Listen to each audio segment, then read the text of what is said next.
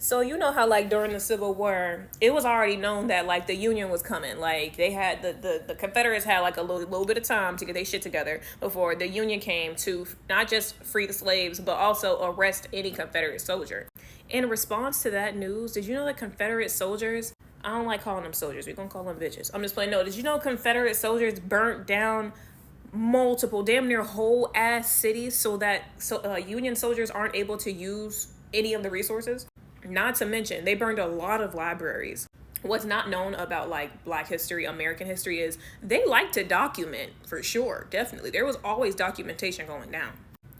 But they burnt that shit when it was at risk. And when I say at risk, I mean like at risk of being exposed. What was dangerous about these fires was the fact that they didn't just burn down, public facilities, right? The libraries is where they held a lot of slave documentation.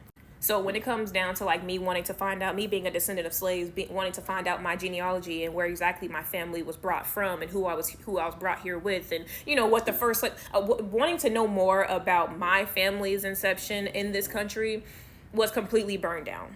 Okay, but why would they do that? Okay, why would they do that?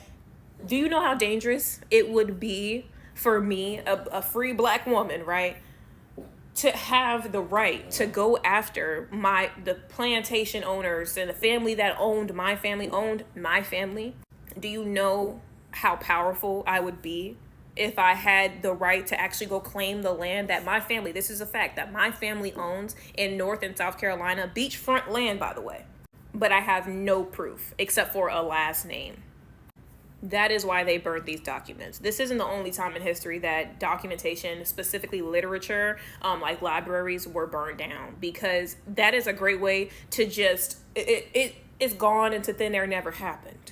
And one thing we know about, they know how to keep a secret, goddamn. They know how to keep a secret. But yeah, did you know this?